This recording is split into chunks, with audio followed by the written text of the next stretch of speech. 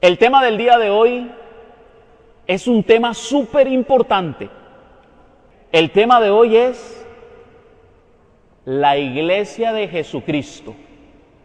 Pero no la iglesia de Jesucristo de los santos de los últimos días, ¿verdad? No, estamos hablando de la iglesia que Cristo fundó. Y la pregunta que nos trae el día de hoy es: ¿cuántas iglesias fundó Jesús? ¿Cuántas? Una. Bueno, eso vamos a ver, porque hay algunos que dicen que no, que fueron muchas, que habían muchas iglesias en la antigüedad. Pero vamos hoy a responder a esa pregunta. ¿Cuántas iglesias fundó Jesús? Cristo funda una sola iglesia. Una. Eso lo podemos leer y quiero que lo busquen en sus Biblias. Mateo capítulo 16, versículo 18 al 19. Búsquelo por ahí. Mateo capítulo 16, versículo 18. Si trajo el resaltador, hágale una rayita. Resáltelo en amarillo, en verde, en rojo. Mateo capítulo 16, versículo 18.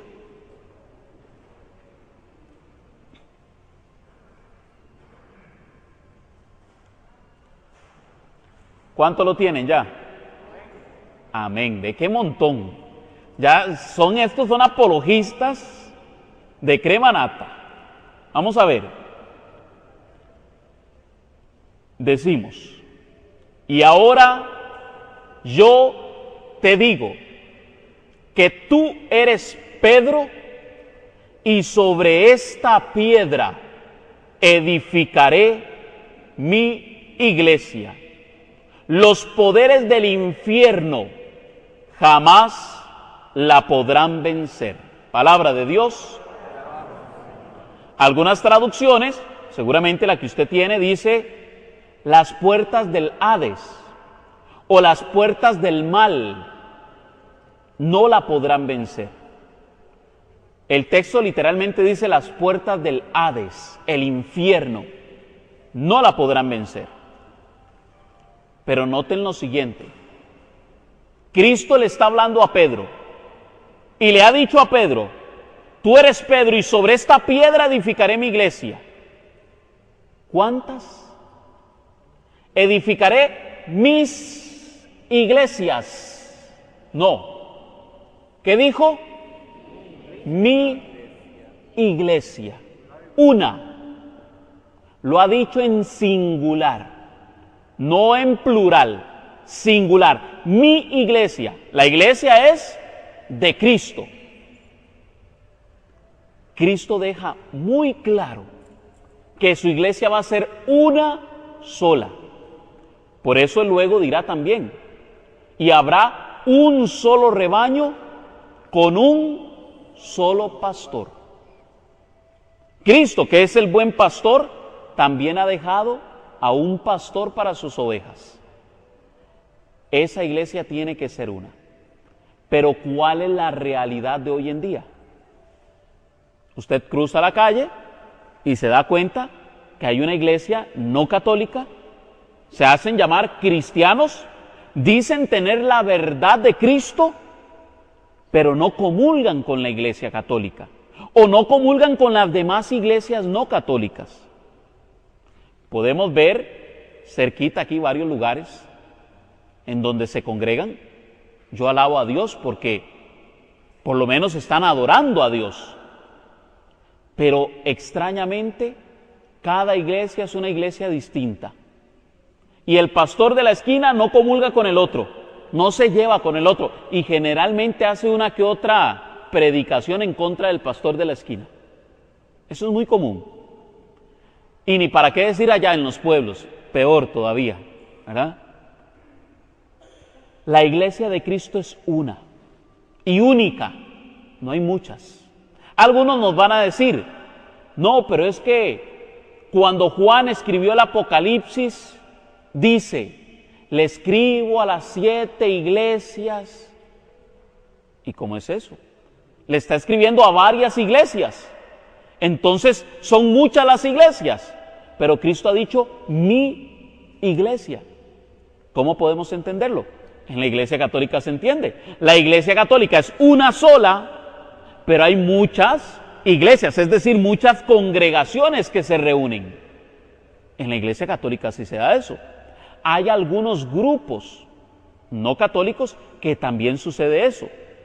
Por ejemplo, los luteranos. Los luteranos son una iglesia que tienen varias comunidades a las que les llaman iglesia, pero viven en comunión con la iglesia luterana.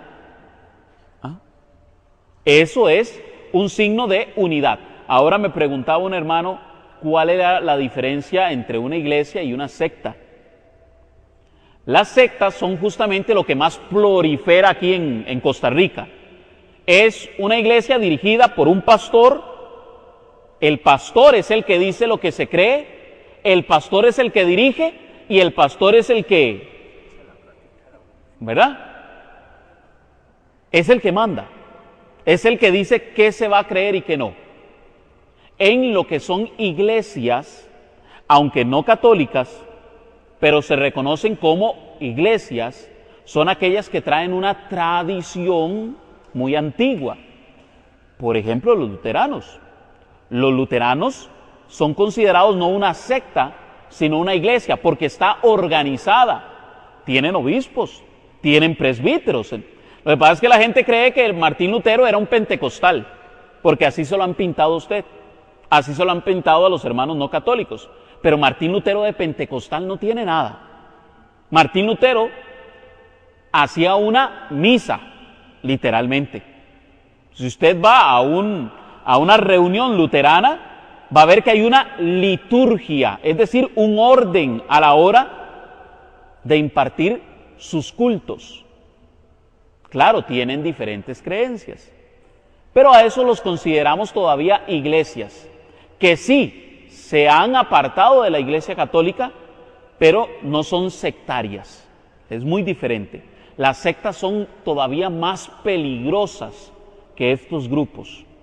Han habido iglesias de estas que a toda una comunidad se la han llevado y se la han envenenado. Gracias a Dios, por ejemplo, la secta de José Luis de Jesús Miranda, el Jesús hombre, el anticristo, cuando dijo que él iba a transformarse y que se iba a convertir, no sucedió nada. Gracias a Dios, nadie murió, pero han habido otros líderes de este tipo que han terminado matando a toda la gente que le seguía. Gracias a Dios este hombre como que se desenmascaró solito porque se perdió. Seguro se transformó en invisible porque salió con todo el billete y no volvió. Ahora bien, hay otros grupos que nosotros conocemos como cismáticos. Es el caso de los ortodoxos y de los anglicanos. Es un cisma, es decir, es toda una comunidad completa que se separa de la Iglesia Católica. Algunos voluntariamente, otros no tan voluntarios, ¿verdad? Como en el caso de los anglicanos, Enrique VIII llega y dice, yo voy a hacer mi propio papa, el papa de mi iglesia, y el que no quiera, a la horca, ¿verdad? Y entonces todo el mundo, ay sí, yo creo, para que no los mataran. Muy bien, vamos a ver entonces cómo es esta iglesia que Cristo ha fundado. La iglesia de Cristo tiene que ser eterna, es decir, tiene que haber existido desde el siglo I y hasta nuestra actualidad. Tiene que continuar por los siglos.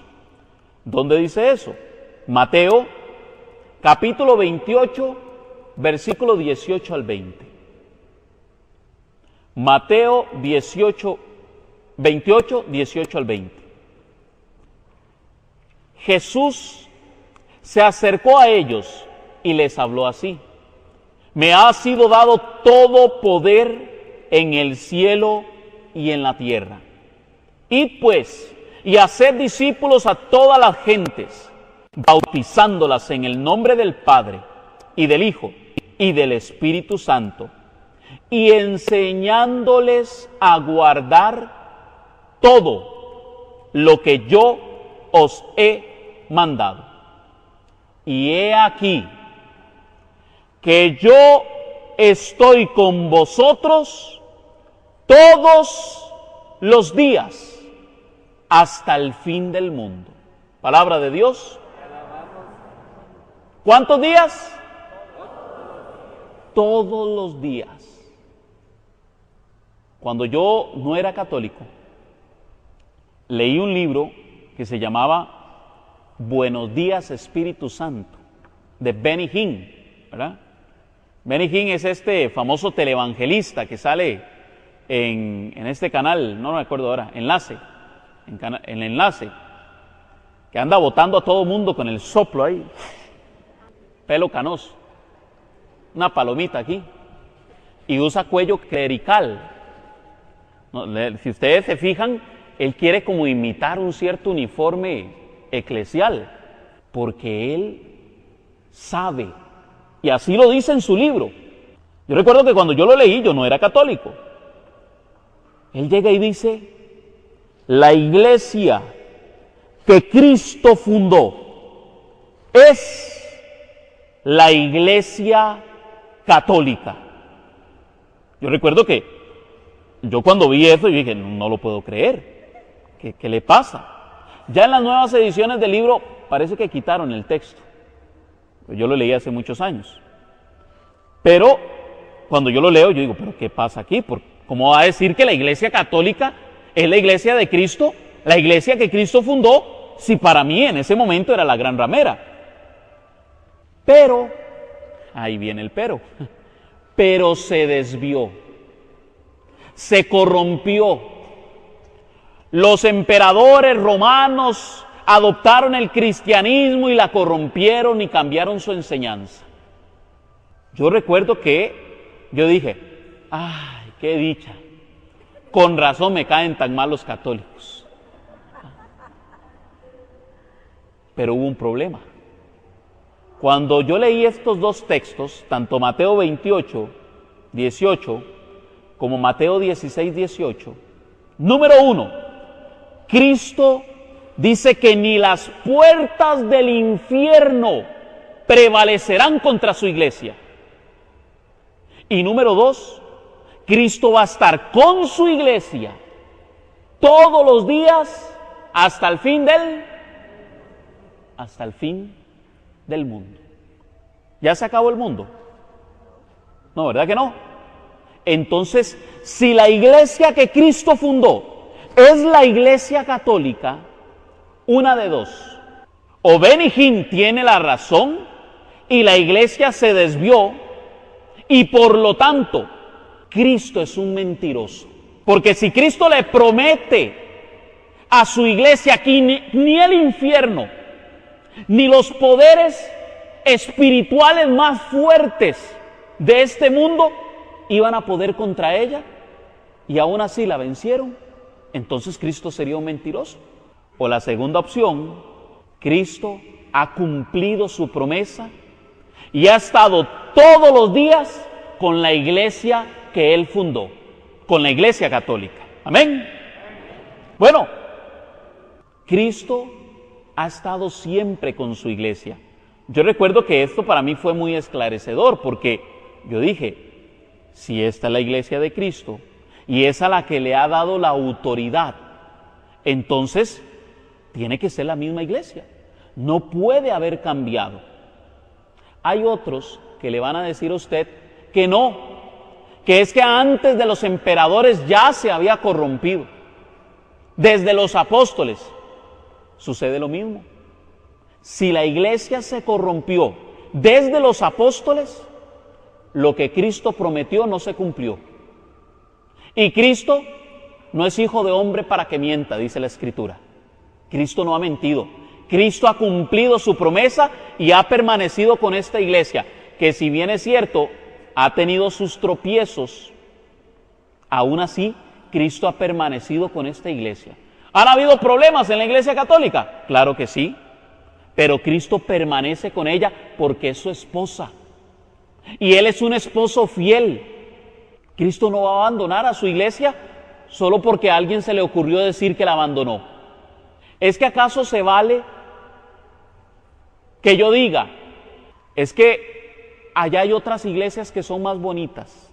Puede ser, yo conozco una aquí cerquita que tiene aire acondicionado, asientos de butaca, le cobran a usted con tarjeta de crédito, débito, hasta le facilitan el pago, parqueo amplio, seguridad. Imagínense a Cristo. Si Cristo abandona su iglesia por una mejor, entonces eso quiere decir que los maridos, los esposos, podríamos abandonar a nuestra esposa por una que nos parezca mejor. ¿Usted cree que Cristo va a dejar a su esposa solo porque hay una que se pinta mejor? No. Cristo es un esposo fiel y Él va a estar con su iglesia aunque ya esté arrugadita, aunque ya hayan pasado muchos años, como un buen matrimonio católico. Amén. La iglesia es el cuerpo de Cristo. Es de lo que les estoy hablando. Es que hay gente que cree que cuando los católicos decimos voy a ir a la iglesia, estamos hablando del templo, de la estructura, del edificio. No. Cuando nosotros hablamos de iglesia, estamos hablando de usted, hermano, de todos ustedes, de mí. Yo soy parte de esa iglesia, soy miembro de la iglesia de Cristo. Veamos cómo nos dice la Escritura. Efesios capítulo 5, versículo 23. El hombre es cabeza de la mujer, como Cristo es cabeza de la iglesia, cuerpo suyo, del cual es asimismo Salvador. Palabra de Dios. Cristo es la cabeza de la iglesia. Así lo cree la Iglesia Católica y así lo ha creído por 2000 años. La iglesia es su cuerpo, es su esposa, es su amada. A ella cuida y protege. Primera de Corintios 12:12, para que quede todavía más claro. Primera de Corintios 12:12. Ahora bien, muchos son los miembros, mas uno el cuerpo. ¿Cuántos cuerpos? Uno. Estamos hablando de la iglesia. Uno. Muchos son los miembros. Usted es miembro del cuerpo de Cristo. Muchos son los miembros, mas uno el cuerpo. Una la iglesia. Y no puede el ojo decir a la mano, no te necesito. Ni la cabeza a los pies, no los necesito. Palabra de Dios. Cuando Martín Lutero hizo la Reforma Protestante, dijo, yo no necesito de la Iglesia Católica. Yo no necesito los obispos, yo no necesito los presbíteros. ¿Y qué dice la Escritura? No puede el ojo decir a la mano, no te necesito. Porque todos los miembros del cuerpo de Cristo son importantes, son necesarios para la edificación de la obra de Dios. Cuando uno dice que un miembro de la iglesia no es necesario, está en contra de la palabra de Dios. Mucho cuidado. Es más, dice la Escritura que los miembros que parecen ser más débiles, más frágiles, son los más necesarios. Por ejemplo, aquella señora que dice, es que yo no sé orar. La oración es buena, claro, es para edificación de la iglesia. Es que yo no sé predicar. Claro que la predicación es buena y es necesaria para la iglesia. Es que yo no tengo ningún don, ningún carisma. Lo único que yo puedo hacer es ayudar a limpiar el templo, por ejemplo. Y tal vez algún otro vuelva a ver así por debajo, limpiar el templo. ¿Ah? Ensuciarme yo las manos. Cuidadito, y esos miembros que parecen más débiles son los más necesarios. ¿Se imagina que no se limpiara? ¿Qué sucedería? En un chiquero nosotros. ¿Ve qué importante? Bueno, a veces puede ser que haya algún hermano que se vea inferior, pero no lo es. Lo mismo pasa con los obispos. Yo soy católico, pero yo no creo en el Papa. Cuidadito, porque ese tipo de expresiones lo hacen a usted salir de la comunión del cuerpo de Cristo, de la iglesia. Mucho cuidado. Y eso fue lo que sucedió en la Reforma Protestante. Yo no necesito a la Iglesia Católica. ¿Y qué dice la Escritura? Y no puede el ojo decir a la mano, no te necesito. Cristo, que es la cabeza, y nosotros que somos los miembros de esa iglesia. Todos unidos con Cristo. Ahora sí, vamos a ir a las características de la iglesia de Cristo. Característica número 1 de esa iglesia es que es una sola. No hay muchas iglesias, solo puede haber una iglesia fundada por Cristo. Hoy por hoy, solo en los Estados Unidos, según las últimas estadísticas, se cree que hay alrededor de 35,000 iglesias y sectas no católicas. Todas dicen tener la verdad, pero entre ellas se enseñan cosas diferentes, entre ellas mismas se critican y se atacan. ¿Se ve la unidad en ellos? ¿Dónde está esa unidad de la que Cristo ha pedido que deba ser característica de su iglesia? Bueno, vamos a ver algunas citas sobre la unidad de la iglesia. Juan capítulo 17, versículo 20 al 21. Juan 17, 20, 21. A esto se le conoce como la oración sacerdotal. Es la oración más larga de Jesucristo. Fue por lo que Cristo más le pidió al Padre. Oiga lo importante de esta oración. El Hijo pidiéndole al Padre en el Espíritu Santo. La Trinidad completa, en una comunión, pidiendo aquello que para Cristo es lo más importante en su iglesia. Vamos a ver qué es lo que Cristo pidió. No ruego solo por estos, sino también por aquellos que por medio de su palabra creerán en mí, para que todos sean 35,000, 20,000. ¿Cuánto? Para que todos sean uno. Y oiga qué clase de unidad. Como tú, Padre, en mí y yo en ti, que ellos también sean uno en nosotros, para que el mundo crea que tú me has enviado. Palabra de Dios. Cristo está diciendo que la unidad de su iglesia tiene que ser como la unidad que hay en la Santísima Trinidad. Y vea cómo concluye el Señor. Que ellos también sean uno en nosotros. ¿Para qué?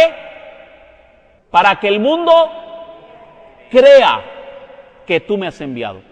¿Por qué la gente hoy día ya no quiere creer?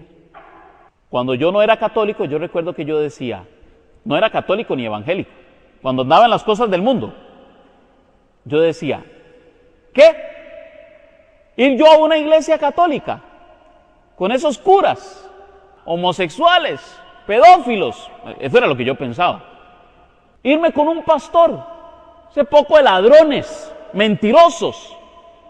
Hoy día la gente no quiere creer porque dice, no, es que ahí llegan los testigos de Jehová y le enseñan una cosa, y llegan los mormones y le dicen otra, y llegan los adventistas y le dicen otra. Ya la gente está confundida, no saben qué creer. Antes de la Reforma Protestante, si usted quería ser cristiano, solo tenía una opción: la Iglesia Católica. Solo eso, Iglesia Católica. No había confusión. Si usted decía, yo soy cristiano, se sabía que era católico. Sencillito. ¿En qué cree? En lo que cree la Iglesia Católica. Pero lamentablemente, hoy día, la gente está confundida. Y ya no quiere creer porque no se ve la unidad. Por lo menos aparentemente. No hay una unidad. Y la gente lo que ve son muchas iglesias diciendo tener la verdad, pero entre ellas totalmente divididas. Por eso la gente hoy no quiere creer. ¿Cuál es el fruto de la Reforma Protestante? La división. Cuando el pueblo de Israel en el Antiguo Testamento era cabezón y le pedía a Dios algo que Dios no quería darles, luego Dios se los cumplía. A veces usted le pide cosas a Dios que Dios se las da para demostrarle que no es eso lo que usted necesita. Por ejemplo, en el Antiguo Testamento Dios les daba el maná para que comieran el maná, se alimentaran por el desierto. Pero el pueblo de Israel empezó a reclamar: yo quiero carnita, quiero carne, Señor, danos carne. Dios les había dado el maná. Bueno, resulta que Dios les mandó gorriones, pero les mandó tantos y tantos gorriones que empezaron a podrirse y empezaron a estar entre moscas y pudredumbre. Lo mismo pasó con la Reforma Protestante. Martín Lutero quiso dividirse y provocó que de él se siguieran dividiendo y dividiendo y dividiendo. Hasta el día de hoy se siguen dividiendo. Se cree que se fundan alrededor de 5 iglesias no católicas por semana. Por semana. ¿Sabe qué dijo Martín Lutero después de su gran reforma? Hay tantas doctrinas como cabezas hay en el mundo. Quise quitar a un papa y creé a 1000 más. Martín Lutero se dio cuenta que lo que había hecho no estuvo bien. Había provocado que ahora cada pastor al que se le ocurriera podía ser su propio papa. Es más, cada cristiano podía convertirse en su propio papa, decir qué es lo que quiere creer y enseñar así. Yo les voy a decir algo duro, difícil. Si usted quiere una iglesia en donde usted pueda escoger la doctrina, en donde pueda decir, no sé, pues el aborto, podría ser en algunos casos, ¿verdad? Cuando son casos extremos, podríamos decir que sí. Hay iglesias no católicas que ya le dicen sí al aborto. Matrimonio homosexual, es el caso de los luteranos, ya ellos aceptan el matrimonio homosexual. Y así podemos ver otras congregaciones modernistas. Si usted quiere una iglesia de esas, ahí sobran. Se llaman iglesias de supermercado. Usted llega y dice, esto sí, esto no, me lo dejo aquí, voy echando. Pero si usted es católico, no tiene esa opción. Si usted es católico, cree lo que cree la Iglesia Católica, punto. No puedo decir a medias, esto sí, esto no. Al estilo Palí, solo ese producto es el que hay y se lo he hecho. Juan 10:16. También tengo otras ovejas que no son de este redil. También a esas las tengo que conducir y escucharán mi voz. Y habrá un solo rebaño y un solo pastor. Un solo rebaño y un solo pastor. En la Iglesia Católica tenemos un solo rebaño y un solo pastor. Nuestro máximo pastor, Cristo Jesús. Como representante en la tierra, el Papa, que es un tema que vamos a tocar en las próximas lecciones. Y toda la iglesia del mundo unida a Cristo por medio de la Iglesia Católica. Amén. Efesios capítulo 4, versículo 3 y 6. Apunte esta, hermano. Es más, si tiene por ahí, vea, subráyela, hágale así, asterisco. Vamos a ver cómo es la iglesia que Cristo quiere para sí mismo. Poniendo empeño en conservar la unidad. ¿En qué hay que poner empeño? Conservar la unidad del Espíritu con el vínculo de la paz. Un solo cuerpo, es decir, una sola iglesia y un solo espíritu, como una es la esperanza a la que habéis sido, un solo Señor, una sola fe, un solo bautismo, un solo Dios y Padre de todos, que está sobre todos, por todos y en todos. Palabra de Dios. Una sola fe. No puede haber muchas iglesias teniendo diferente tipo de fe. No, tiene que tener una sola fe. Vea, hermano, yo conozco varios amigos que viajan a diferentes países y ellos me cuentan cómo cuando van a esos otros países normalmente se sienten como extraños, de ahí la palabra extranjero, fuera de su lugar. A pesar de la acogida, de la atención de las personas, se siente extraño. Pero me han contado que cuando ellos van a la misa, a la Eucaristía, en otros países, se sienten en familia. Es más, no importa el idioma en el que usted hable, porque si usted llega ahí con un misal, usted sabe qué es lo que tiene que hacer, qué es lo que tiene que decir. Resulta que usted ve entrar al sacerdote y todo el mundo se pone de pie. El sacerdote invita a que nos persinemos, a que nos reconozcamos pecadores, a que cantemos el Gloria, a que nos arrodillemos, primera lectura, segunda lectura, salmodial, evangelio. Una unidad total en el mundo entero. Las lecturas de hoy son las lecturas para todo el planeta Tierra. Cuando toda esa iglesia a nivel mundial profesa el credo apostólico, está profesando una sola fe. Solo en la Iglesia Católica.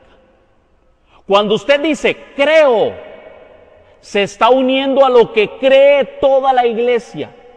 No importa si es Europa, África, Asia o Oceanía, América, Nicaragua, Panamá, no importa. Se profesa una sola fe, porque la Iglesia Católica no solamente es una, sino que está totalmente unida. Amén. Primero vamos a evidenciar algo, la división entre las iglesias cristianas ya del primer siglo. Sí, habían algunos que se querían dividir en el primer siglo, pero justamente la Escritura nos habla de esos que se querían dividir. Primera de Corintios 1:10. Apunte ahí, hermano. Primera de Corintios 1:10. Vea qué fácil que está para aprendérsela. 1:10. Primera de Corintios 1:10. Oiga lo que le dice Pablo a los corintios. Les ruego, hermanos, en nombre de nuestro Señor Jesucristo, que se pongan todos de acuerdo y que no haya divisiones entre ustedes, sino que estén perfectamente unidos. Y oiga qué clase de unidad. En una misma mente y un mismo parecer. Palabra de Dios. Otras traducciones dicen en una misma manera de pensar. ¿Cómo pueden lograr eso nuestros hermanos no católicos? No hay forma. Solo en la Iglesia Católica se da esa perfecta unidad cuando se profesa el credo. Solo en la Iglesia Católica. Vean esta otra. Romanos 16, póngale atención. Romanos 16, 17, 18 y 19. ¿Vio? Ya se la aprendió. Romanos 16, 17, 18 y 19. Vamos a leerlo. Hermanos, les ruego que tengan cuidado con esa gente que va provocando divisiones. ¿Con quiénes es que hay que tener cuidado? Con los que andan provocando divisiones. Cualquier similitud es mera coincidencia. Hermanos, les ruego que tengan cuidado con esa gente que va provocando divisiones y dificultades, saliéndose de la doctrina que han aprendido. ¿Qué hizo Martín Lutero? Se salió de la doctrina que había aprendido. Y oiga el cuidado que hay que tener. Aléjense de ellos. Esas personas no sirven a Cristo nuestro Señor, sino a sus propios estómagos, engañando a los ingenuos con palabras bonitas. Oiga, hermano, es que usted en esta iglesia, usted va a ser bendecido, prosperado y en victoria. ¿Suena bonito? Claro que suena bonito. Pero ¿qué tipo de prosperidad me está hablando? ¿Prosperidad en el campo espiritual? ¿Será así? ¿O en el campo material? ¿De qué me está hablando?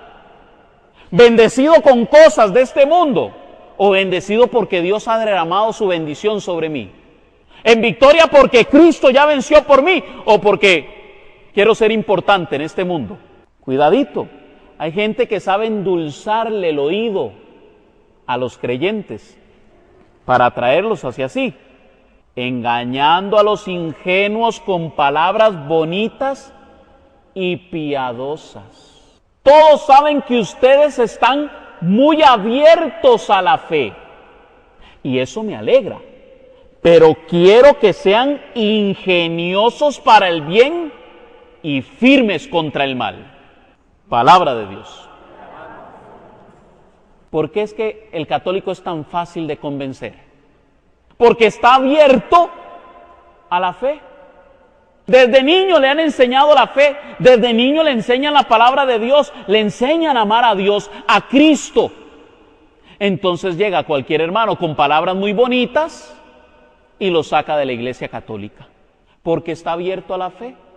Por eso Pablo dice, me alegra que estén abiertos a la fe, pero me gustaría más que sean ingeniosos para el bien y firmes contra el mal. O como lo decía Jesucristo, mansos como palomas y astutos como serpientes. Tenemos que ser astutos contra el mal, contra la seducción de otros lugares que yo no lo puedo negar. Cantan muy bonito. El coro que tienen los mejores instrumentos profesionales. Y el pobre coro de nosotros, cuando hay. Porque a veces es el padre a capela, ¿verdad? Pero cuando nuestros coros tienen instrumentos, a duras penas los han conseguido. ¿Cómo hace falta la solidaridad cristiana entre nosotros para que eso mejore en calidad? Porque al culto del Señor se le rinde culto con lo mejor. Amén. Y es admirable el que ellos busquen hacer esto bien hecho, pero lamentablemente atraen para sí de una forma muy bonita mucho católico. Hay que tener cuidado. Ahora sí, juguemos. Vamos a jugar el juego, dime con qué iglesia andas y te diré quién la fundó. ¿Se acuerdan de aquel dicho? Dime con quién andas y te diré quién eres. Es lo mismo, pero en este juego. ¿De qué se trata el juego?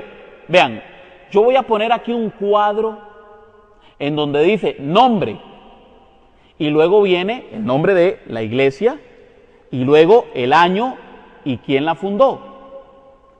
Cuando yo les saque el cuadro, ustedes me van a decir el nombre del primero que aparece ahí, del primer grupo, y yo les voy a contestar quién lo fundó. Pero quiero que lo hagan fuerte, que se escuche. Vamos a ver. Los primeros, los luteranos, digan todos, luteranos. Fundado en 1521 por el doctor Martín Lutero. ¿El que sigue? Presbiterianos, fundado en 1560 por John Knox. Los calvinistas son fundados en 1533 por Juan Calvino. Fundados en 1534 por el rey Enrique VIII. Rosacruces, 1614 por Valentín Andrea. 1791 por John Wesley. 1878 por William Booth. Ciencia Cristiana, 1879, fundado por Mary Baker. 1954, también conocida como Iglesia de Sun Myung Moon, que es su fundador. La que sigue. Conocidos como los TJ, Testigos de Jehová. Son fundados en 1876 por Charles Russell. También conocidos como Iglesia de Jesucristo de los Santos de los Últimos Días. Y ellos son fundados en 1830 por José Smith. Los bautistas, fundados en 1611, también vienen de los anabaptistas y fueron fundados por John Smith. Los evangélicos son todavía mucho más recientes. En 1916 fueron varios grupos que iniciaron en Panamá y se extendieron también a los Estados Unidos.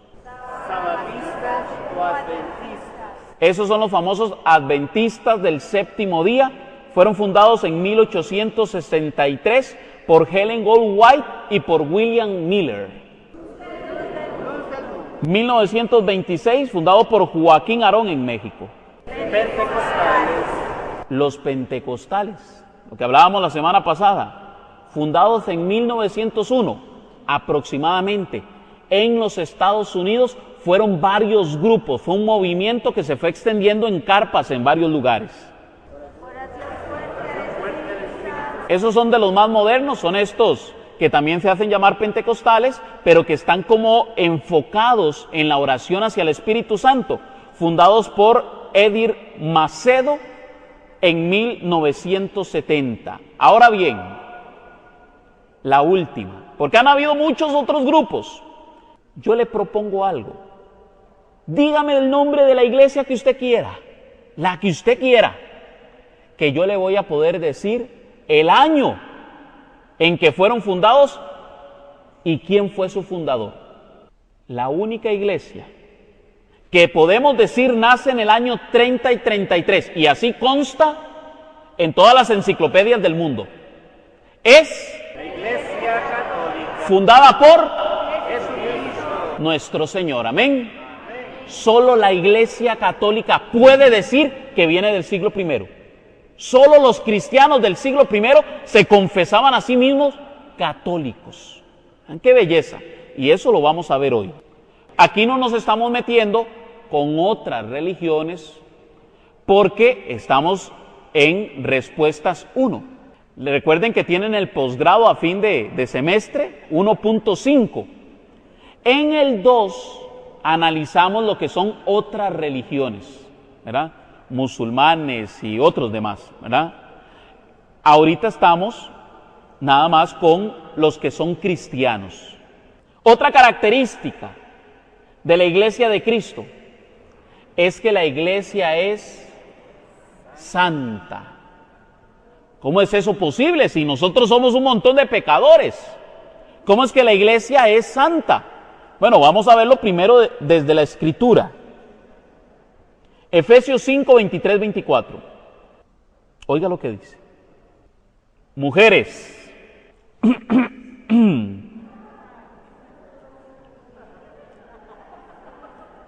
¿qué pasó?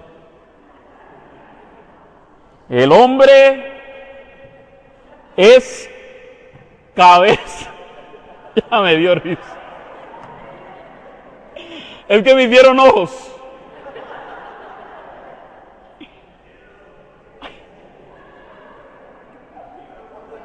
El hombre es cabeza de la mujer, como Cristo es cabeza de la iglesia, cuerpo suyo, del cual es asimismo Salvador. Que la esposa, pues, se someta en todo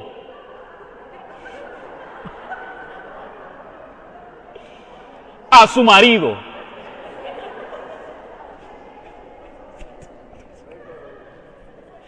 Como la iglesia se somete a Cristo.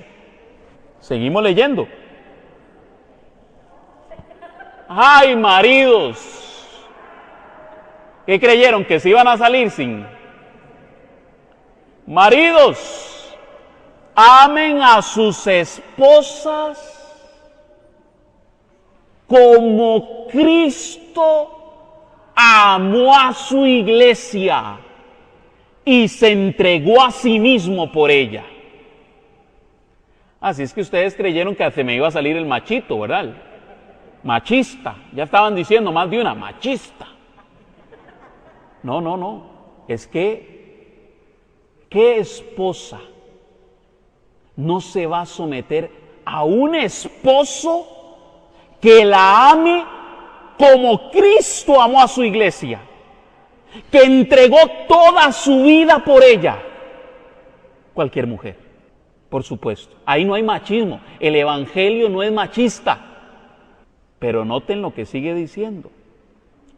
Y después de bañarla en el agua y la palabra para purificarla, la hizo santa. Palabra de Dios. Cristo santifica su iglesia por medio del agua del bautismo. Usted y yo, queridos hermanos, somos santos. ¿Sabe qué significa santo? Santo significa apartado. Usted ha sido apartado para Dios. Cuando sus padres lo bautizaron, lo apartaron para Dios. Y los padres están en la obligación de educar a ese niño en la santa fe católica, a criar niños santos. Hoy en día ya no se quieren ni enseñar los 10 mandamientos. Hoy la materia de religión realmente es religiones.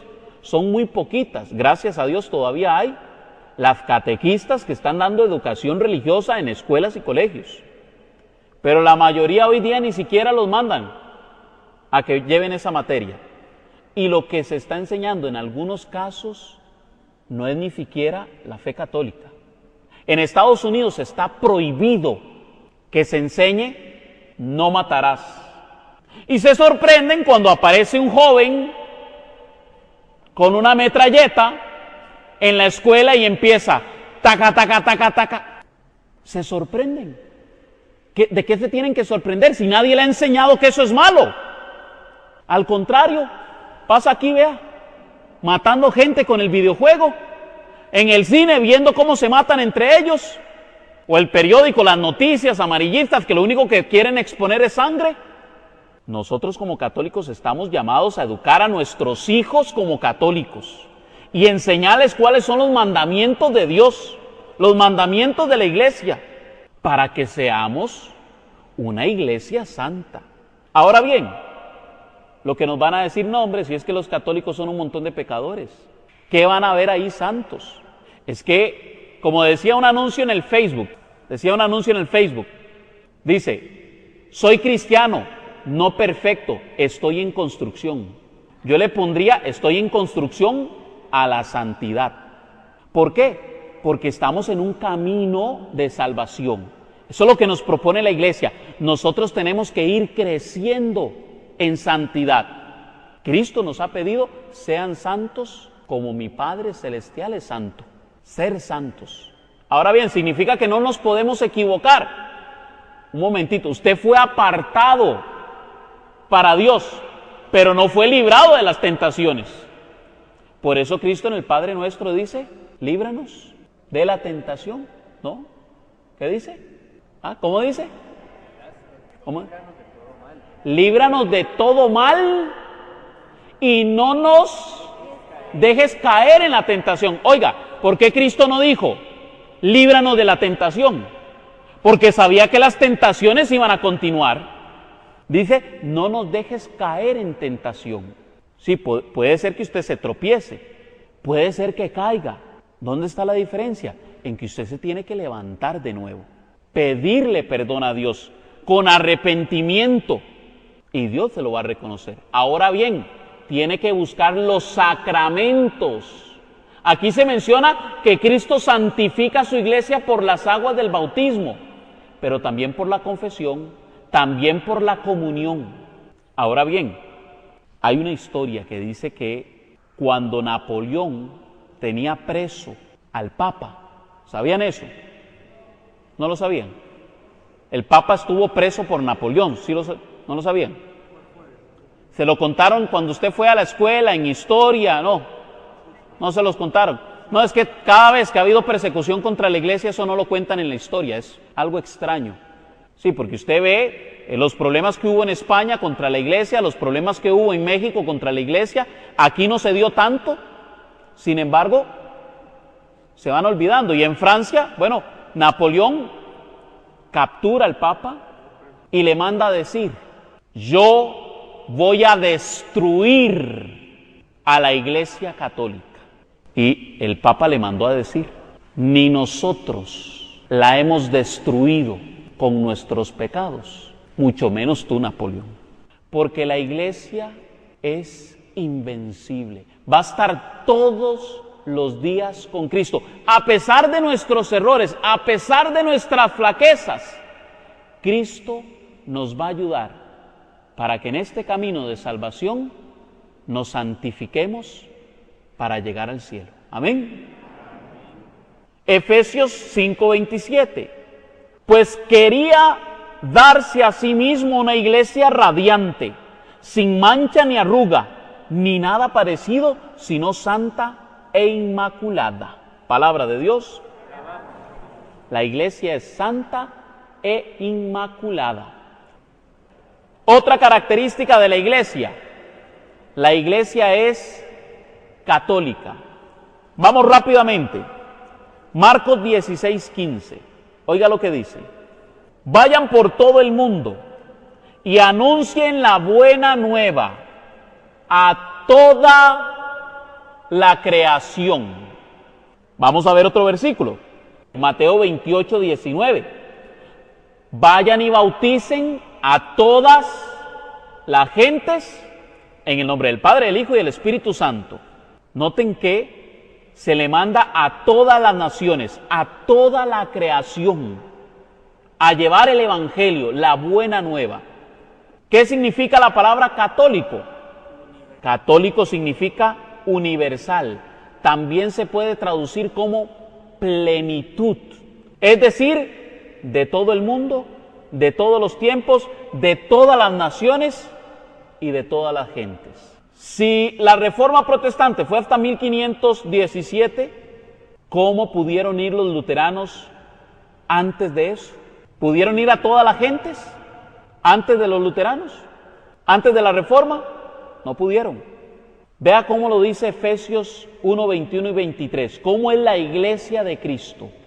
Jesús está muy por encima de todo poder, autoridad, dominio y de toda otra fuerza o gobierno, más arriba de todo lo que cuenta en este mundo y en el otro. Dios colocó todo bajo sus pies y lo constituyó cabeza de la iglesia. Ella es su cuerpo y en ella despliega su plenitud, el que lo llena todo en todos. Palabra de Dios. Realmente eso es lo que significa la palabra católico. Significa el que lo llena todo en todo, es decir, lo que abarca el todo. Eso es lo que significa la palabra católico. Se traduce como universal o plenitud. O también se puede traducir como plenitud universal. La totalidad de la universalidad. La iglesia es enviada a todas las naciones. Es decir, la iglesia es católica. Hay algunos que nos van a decir, no, pero es que yo soy cristiano. Yo no soy católico, yo soy cristiano. A secas.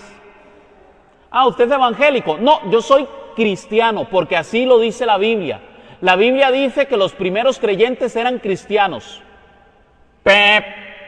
Error. La Biblia le da varios títulos a los primeros cristianos.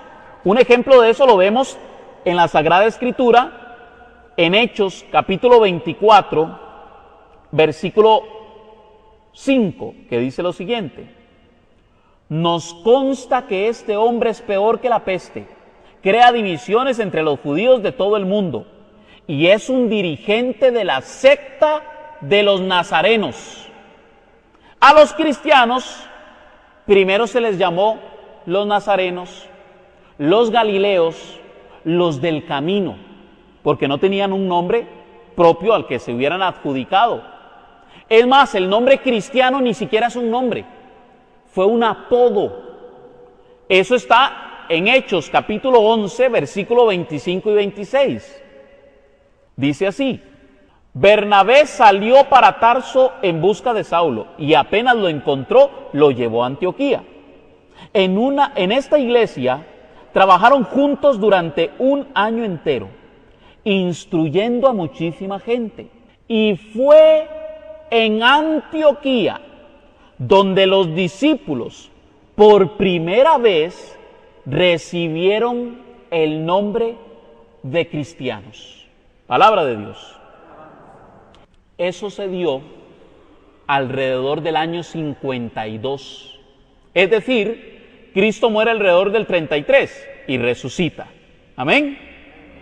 Casi 20 años después se les da a los discípulos de Cristo el apodo de cristianos. Pero también le decían los nazarenos, los galileos o los del camino, porque ellos profesaban que solo habían dos caminos, uno ancho y otro angosto, uno fácil y otro difícil. Así les llamaban también. Entonces, luego de eso les empezaron a llamar cristianos. ¿Qué significa? Otro Cristo, porque seguían a Cristo Jesús.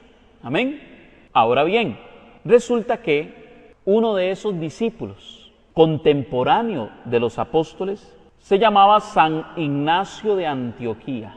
Ya se los he mencionado en otras ocasiones. Fue discípulo del apóstol San Juan. Nace alrededor del año 30 de nuestra era y muere alrededor del 107-110. Oiga lo que escribe este hombre a sus discípulos. Él es obispo de Antioquía. Él escribe una carta a los esmirnios antes de ser devorado por los leones. ¿Ven esa imagen? Es como se representa a San Ignacio de Antioquía, porque fue devorado por los leones en Roma. Fue sacado de Antioquía y mientras iba en el trayecto le empezó a escribir cartas a las iglesias. Y oiga lo que les escribe a los esmirnios. Donde esté el obispo, allí está la comunidad. Así como donde esté Jesucristo, allí está la iglesia católica. Siglo I. Es un autor del siglo I. Contemporáneo y discípulo de los apóstoles. Ya él se denominaba católico.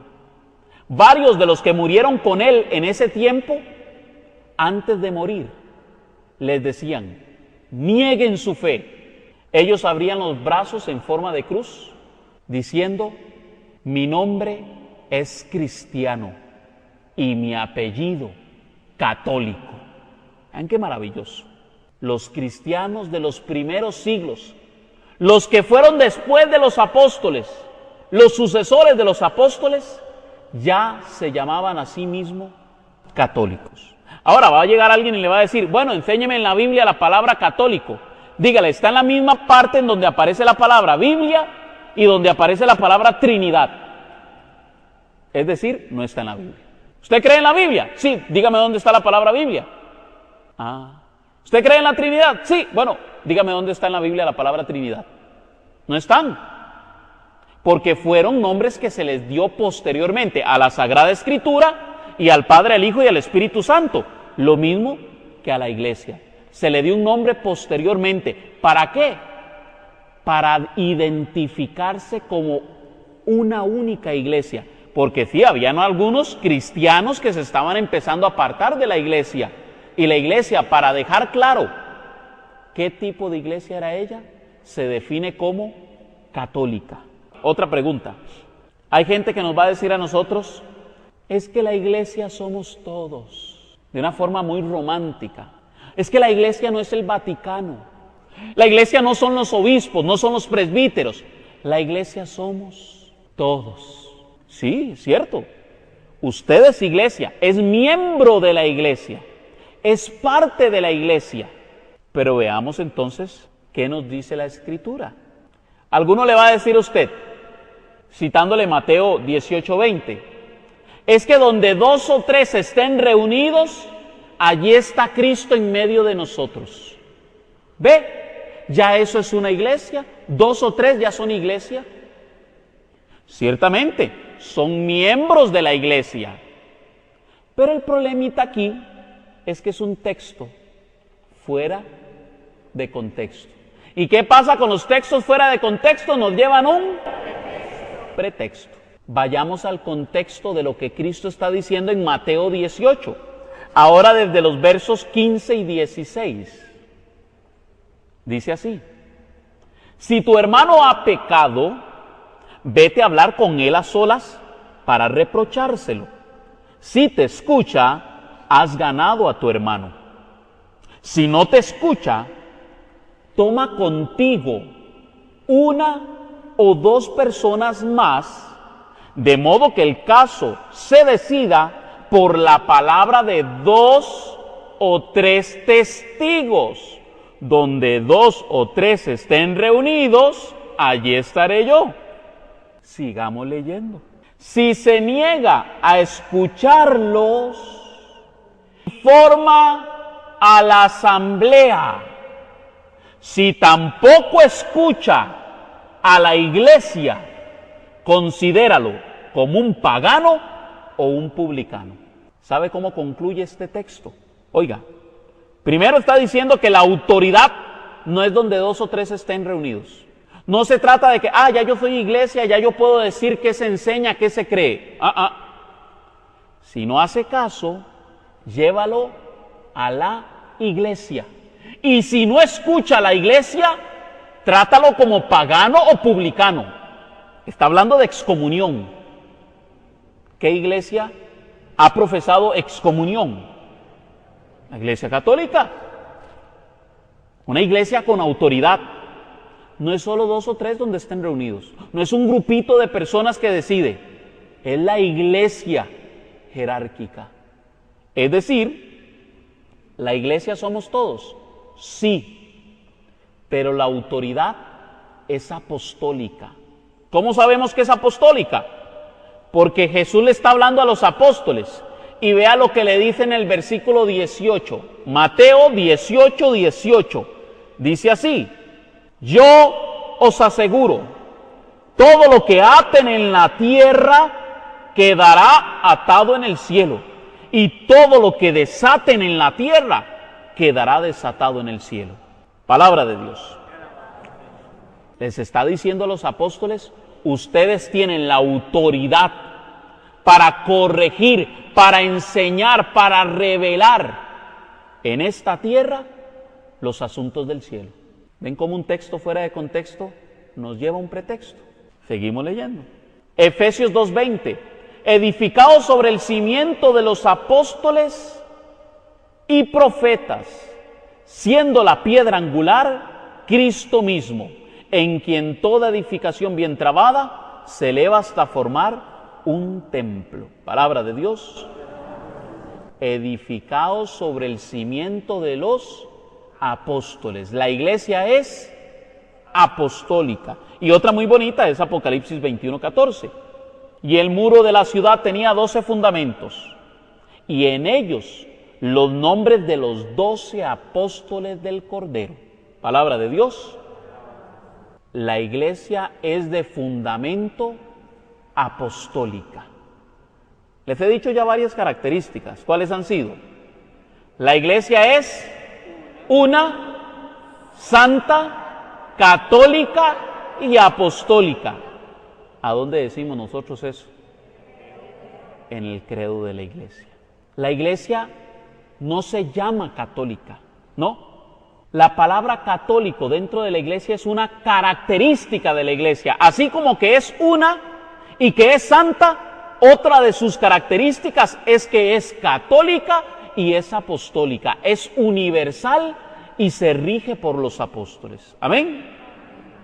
Para ir concluyendo, ¿cuál es la columna y fundamento de la verdad? ¿Cuál es la columna y fundamento de la verdad? La iglesia. Bueno, vamos a ver, porque algunos dicen que es la Biblia. Nosotros decimos que es la iglesia.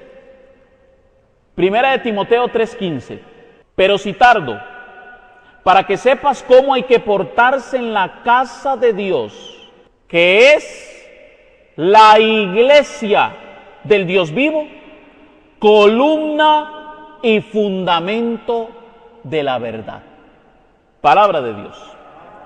La iglesia es columna y fundamento de la verdad. Oiga, hermanos, si esta es la iglesia que Cristo fundó, si Cristo le prometió que ni las puertas del infierno iban a prevalecer contra ella, o como lo dijo el Papa Napoleón, ni nuestros pecados han podido destruirla, ningún otro. La intentó destruir Hitler, los emperadores romanos, los reformadores. Todo el mundo se ha venido contra la iglesia. Gobiernos de todo el mundo han tratado de destruirla y no lo han logrado. No por méritos propios, sino porque Cristo le ha prometido a esta iglesia protegerla todos los días hasta el fin del mundo. Amén. Y esta iglesia, aunque suene un poco arrogante, es la depositaria de la verdad. Como lo decía ayer en el programa, nosotros no somos los dueños de la verdad. La verdad, que es Cristo, es nuestro dueño. Él es el que nos posee a nosotros. Y por eso le ha prometido a su iglesia toda la verdad. Otra frasecita que nos utilizan mucho es que Dios no es religión, Dios es relación. Con esta voy terminando. Dios no es religión, Dios es relación. Suena muy bonito, ¿verdad? Los religiosos. Dios no quiere a los religiosos, quiere a aquellos que quieran, vea, una relación íntima y personal con Dios. Ve, hermano, si usted no sabe lo que significan las palabras, mejor no se saque una frase de estas, porque la palabra religión es exactamente lo mismo que relación. Religión viene del latín religare, que significa unirse a Dios. ¿Y qué es relación? Unirse a Dios. Eso es todo. Cuando hablamos de religión, estamos hablando de los medios que Cristo ha puesto para relacionarse con su iglesia. Cristo ha fundado una iglesia para relacionarse, para tener una religión con su pueblo, una relación con su pueblo. Tal es así que la misma Escritura nos habla de que Pablo tenía una religión. Hechos 25:19. Solamente tenían contra él unas discusiones sobre su propia religión y sobre un tal Jesús ya muerto, a quien Pablo afirma que vive. Palabra de Dios. La religión de Pablo dice que ese Jesús ha resucitado. Y Pablo tenía religión. Veamos cómo lo dice Santiago, capítulo 1, versículo 27. Santiago hace una aclaración entre la mala práctica de la religión y la verdadera práctica de la religión. Usted lo puede leer desde el 26, en donde habla de que la religión no es una cuestión de apariencia, sino, dice Santiago 1:27, la religión pura e intachable ante Dios Padre es esta: visitar a los huérfanos y a las viudas en su tribulación y conservarse sin mancha del mundo. Palabra de Dios. Fe y obras. El tema que veíamos hace 2 semanas. Fe y obras. La verdadera religión es una religión que se profesa, se vive y además de eso se actúa. Cristo no vino a traer una religión para quedarnos cruzados de brazos. No, Cristo trae una religión que propone hacer. Hagan a los demás lo que ustedes quieren que les hagan. Creo que fue hace 3 semanas que les ponía aquel video sobre la iglesia. ¿Cuál es la organización caritativa más grande del mundo? Iglesia Católica. Entonces, ¿cuál es la verdadera religión? La Iglesia Católica. Amén, así es. Quiero invitar a los hermanos para que se pongan de pie y que hoy cerremos con esta oración, la oración del credo, pero que lo profesemos desde el corazón, que salga de adentro, que lo digamos con orgullo y unidos a toda la iglesia, digamos: creo en un solo Dios, Padre Todopoderoso, Creador del cielo y de la tierra, de todo lo visible y lo invisible. Creo en un solo Señor Jesucristo, Hijo único de Dios, nacido del Padre antes de todos los siglos, Dios de Dios, luz de luz, Dios verdadero de Dios verdadero, engendrado, no creado, de la misma naturaleza del Padre, por quien todo fue hecho, que por nosotros los hombres y por nuestra salvación bajó del cielo, y por obra del Espíritu Santo se encarnó de María la Virgen y se hizo hombre. Y por nuestra causa fue crucificado en tiempos de Poncio Pilato.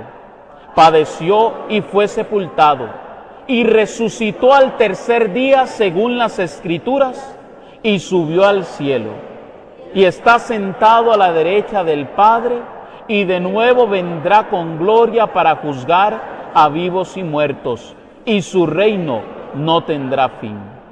Creo en el Espíritu Santo, Señor y dador de vida, que procede del Padre y del Hijo, que con el Padre y el Hijo recibe una misma adoración y gloria, y que habló por los profetas. Creo en la Iglesia, que es una, santa, católica y apostólica.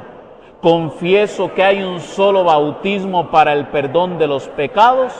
Espero la resurrección de los muertos y la vida del mundo futuro. Amén. Esta es nuestra fe. Esta es la fe de la Iglesia, que nos gloriamos de profesar en Cristo Jesús, nuestro Señor y Salvador. Amén.